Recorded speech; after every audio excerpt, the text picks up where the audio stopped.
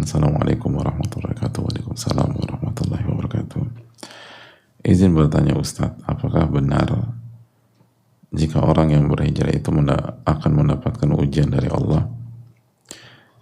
Terkadang ada orang yang takut jika mulai berhijrah, mulai mengenal agama Islam lebih baik, mulai memperdalam ilmu agama, tapi takut nantinya ada ujian yang datang menimpanya. Bagaimana ya Ustadz cara menyikapi hal tersebut? Bagaimana cara agar yakin dan mantap untuk berhijrah, mulai mendekatkan diri pada Allah dan mulai mengenal ilmu agama Islam dengan baik?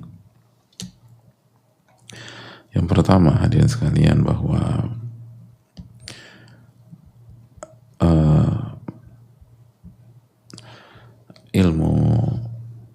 ilmu itu bukan sebatas wawasan, tapi ilmu adalah hal yang sangat bermanfaat di dunia dan di akhirat. Ilmu nafi, ilmu yang bermanfaat. Yang kita cari bukan hanya tahu atau tidak tahu, tapi yang kita cari adalah bagaimana ilmu itu bermanfaat dan memberikan keberkahan bagi kita. Dan ilmu yang bermanfaat itu punya syarat untuk meraihnya, dan diantaranya yang dijelaskan para ulama adalah bersyukur, memuji Allah dan bersyukur. Itu yang dikatakan oleh Imam Abu Hanifah dan lain-lain. Kata Imam Abu Hanifah sebagaimana dibawakan oleh Az-Zarnuji rahimahullah, sesungguhnya aku mendapatkan ilmu karena senantiasa berusaha bertahmid dan bersyukur. Jadi Imam Abu Hanifah mengatakan saya dapat ilmu karena kecerdasan saya mendapatkan ilmu karena kejeniusan saya. Benar-benar jenius sekali. Saya belum mengatakan saya dapat ilmu yang bermanfaat karena saya berusaha bertahmid dan bersyukur. Oleh karena itu kita harus berupaya untuk senantiasa bersyukur kepada Allah, lalu bersyukur kepada pihak-pihak yang berjasa bagi kita, dan khususnya para ulama dan guru-guru kita. Oleh karena itu pentingnya mendoakan para ulama dan guru-guru kita tersebut, dan itu adab dan syarat untuk mendapatkan ilmu nafi. Dan di antara momen mendoakan mereka adalah di awal pertanyaan, sebagaimana kultur para ulama. Jadi ucapkan salam lalu doakan, ucapkan salam doakan. Karena kalau kita nggak bersyukur, khawatir ilmu kita nggak bermanfaat. Karena itu janji Allah dalam surat Ibrahim ayat 7, la in syakartum la azidannakum wa la in kafartum inna adzabi lasyadid.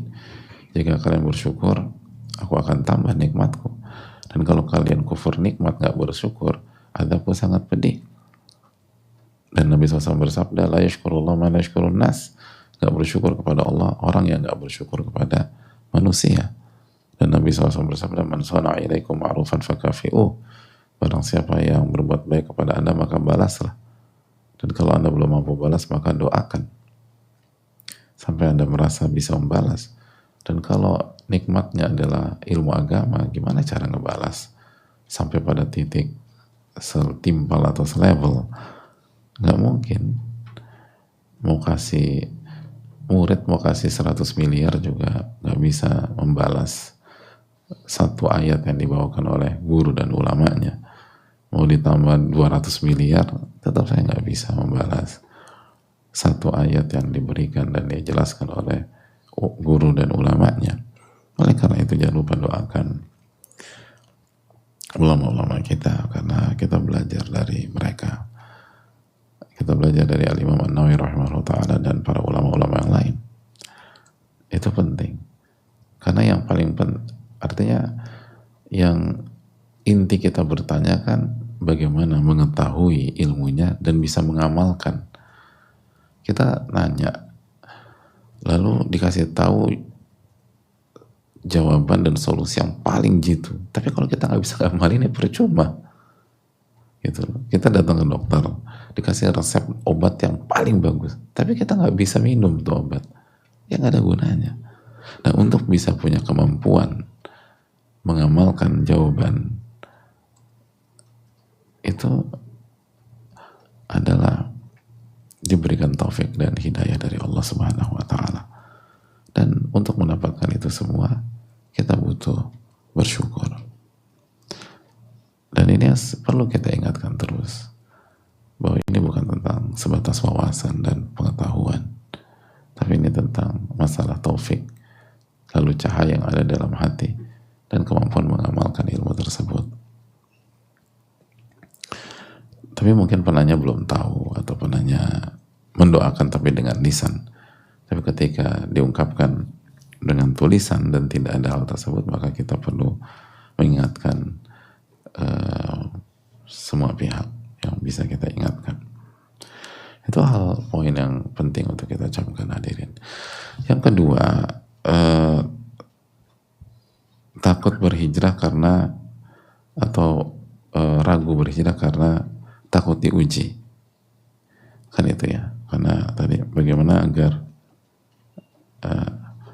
tapi takut jika nantinya ada ujian yang datang menimpanya. Pertanyaannya simpel, hadir. Kita kan udah jalanin hidup nih. Nanya juga demikian. Ini kan nggak mungkin yang nanya bayi usia 2 bulan atau 3 bulan kan. Ini adalah orang yang hidup paling nggak sudah berpuluhan tahun atau belasan tahun atau belasan. Saya ingin tanya, memangnya kalau kita nggak berhijrah kita nggak diuji? Gitu. Kalau kita nggak hijrah nih, emang hidup kita nggak diuji gitu sama Allah? Nggak ada masalah dan seterusnya. Itu kan poin yang sesimpel itu. Kenapa framingnya adalah apakah benar jika orang yang berhijrah itu akan mendapatkan ujian dari Allah? Jawabannya benar. Tapi pertanyaan berikutnya, memangnya kalau dia putuskan tidak berhijrah, dia nggak diuji sama Allah? Dia nggak dapat masalah dalam hidup? Nggak ada, bahkan nggak ada bencana dalam hidupnya? Sekali lagi, mau hijrah nggak hijrah, orang pasti diuji oleh Allah Subhanahu wa taala. Kan itu hakikat dunia. Dalam surat Al-Mulk ayat 2 Allah berfirman, "Alladzi khalaqal mauta wal hayata liyabluwakum ayyukum ahsanu amala." Dialah yang menciptakan kematian dan kehidupan. Kematian dan kehidupan. Bukan hijrah, kehidupan. Untuk apa? Untuk menguji kalian. Siapa di antara kalian yang paling baik amalnya? Wallahul azizul ghafur. Dan Allah Maha Perkasa dan lagi Maha Pengampun. Jadi ini menunjukkan semua orang yang hidup diuji oleh Allah. Semua orang yang hidup, dia mau hijrah, mau gak hijrah, semua diuji oleh Allah Taala. Itu poin. Ujian itu pasti datang. Bahkan kematian pun ujian. Jadi alladzi khalaqal mauta wal hayata liyabluwakum ayyukum ahsanu amala. Dialah menciptakan kematian dan kehidupan untuk menguji kalian. Sama kayak orang, aku tuh pengen nikah atau aku kayaknya udah harus nikah tapi aku takut diuji dalam pernikahan. Emangnya kalau dia jadi jomblo dia nggak diuji? Mana jomblo di sini? Oh ini udah gimana? Atau yang baru nikah deh? Sebelum nikah diuji nggak? Diuji, makanya pengen cepet-cepet nikah. Tapi setelah nikah seminggu ini udah ada ujian. Seminggu ini ujian udah datang belum? Belum, benar. Yakin? Kan ada ujian minggu ini. Mati suri kita. Aduh. Sekali lagi mau nikah mau gak nikah ujian itu tetap datang. Semua datang. Jadi keliru orang yang takut nikah karena takut ujian. Setitik gitu ya. Emang Anda selama ini jomblo gak diuji sama Allah? Atau sebaliknya, Anda harus secepat mungkin nikah karena Anda capek diuji sama Allah Subhanahu wa taala. Emangnya ketika Anda nikah nanti Anda gak diuji? Semua diuji. Alladzi khalaqal mauta wal hayata liyabluwakum ayyukum ahsanu amala. Dialah menciptakan kematian dan kehidupan untuk menguji.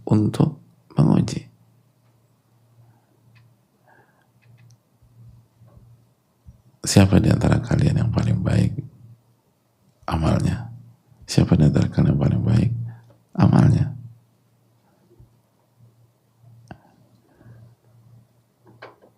Itu keniscayaan, hadirin sekalian, keniscayaan. Sama seperti orang berpikir, gue udah capek jadi orang miskin, diuji terus, gue pengen jadi orang kaya. Emang kalau jadi orang kaya nggak diuji sama Allah?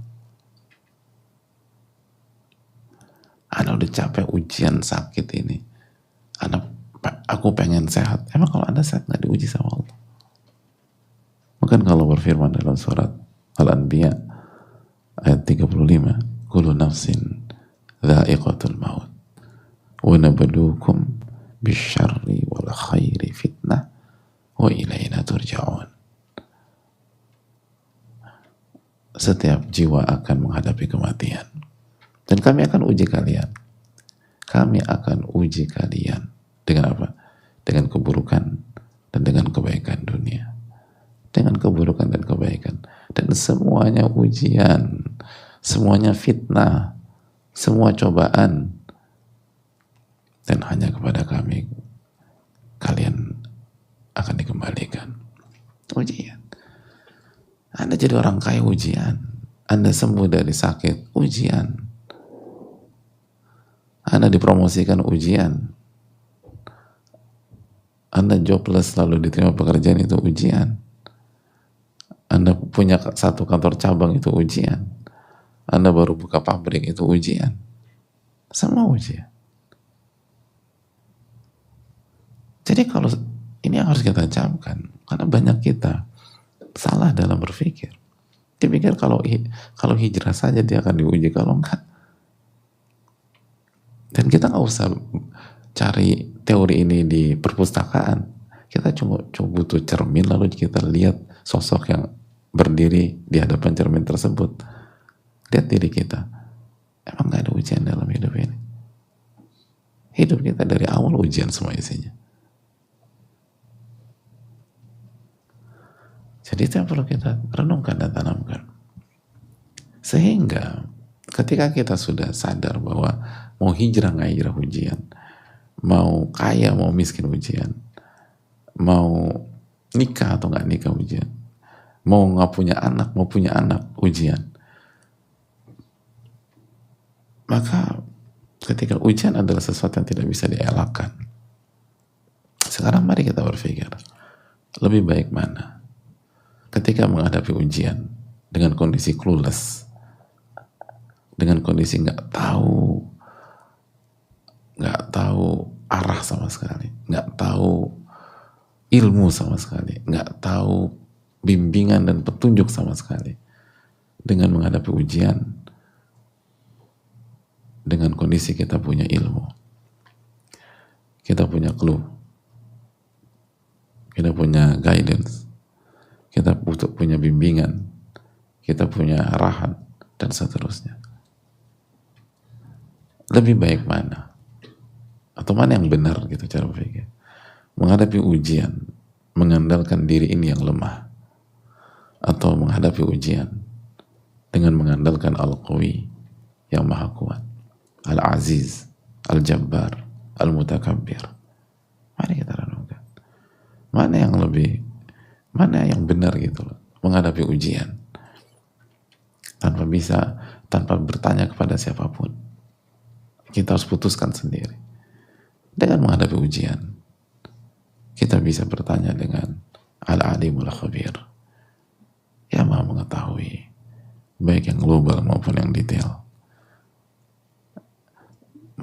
Mana yang benar, menghadapi ujian seorang diri dengan segala kebodohan kita, atau menghadapi ujian bersama yang maha menyayangi kita, yang maha mengasihi kita, Ar-Rahman Ar-Rahim.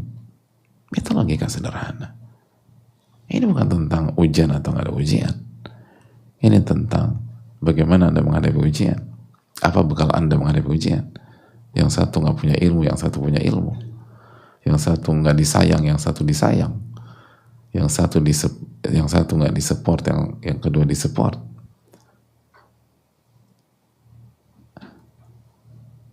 Yang satu bergantung sama dirinya sendiri, yang kedua bergantung pada yang maha berkuasa. Mana yang tepat dalam berpikir dan melangkah? Gitu, boy. Anda mau sakit sendirian atau sakit bersama Asy-Syafi yang maha menyembuhkan, yang maha pengasih, yang maha penyayang. Anda mau jalanin hidup ini dengan segala kemiskinannya sendirian atau bersama Al-Ghani yang maha kaya, Ar-Razzaq yang maha memberikan rizki. Itu poin. Jadi tidak ada alasan untuk ragu-ragu, tidak ada alasan untuk maju mundur. Ini kesalahan berpikir yang harus kita perbaiki. Oleh karena itu makanya sekali dari sini kita bisa memahami hadirin bahwa lagi-lagi sebagaimana yang dikatakan oleh Ibnul Qayyim rahimahullah ta'ala bahwa pemahaman itu kenikmatan dari Allah. Pemahaman yang benar itu taufik dari Allah. Kita kalau salah baca, salah memahami kehidupan, salah memahami kondisi, salah melihat angle, berantakan hidup kita. Dan fakta yang mudah untuk dimengerti di depan mata itu bisa lewat tanpa ada arah. Dan seringkali kita lupa. Coba orang ditanya, apa nikmat yang Allah kasih hari ini? Kita jarang mengatakan pemahaman dan kemampuan membaca persoalan yang benar. Itu taufik dari Allah Subhanahu wa taala. Siapa di antara kita mengucapkan hal itu? Dan itu yang dikatakan Ibnul Qayyim rahimahullah di antaranya dalam kitab I'lamul Waqi'in. Seperti tadi banyak orang salah paham. Akhirnya nggak jadi hijrah. Akhirnya nggak jadi bertobat. Akhirnya nggak jadi mendekat. Dengan alasan itu, kalau gue hijrah nanti gue diuji. Ya banyak kalau dia nggak hijrah dia nggak diuji. Sesederhana itu. Itu poin. Justru sebaliknya, ada banyak orang, mungkin mayoritas orang yang hijrah di usia 20 tahun, 30 tahun, 40 tahun, kayaknya hidupnya berantakan. Karena babak belur dari dalam ujian. Kalau dia fine-fine aja dan nggak ada isu sama sekali dalam menyikapi ujian hidup, dia nggak akan coba, dia nggak akan berusaha mencoba opsi lain.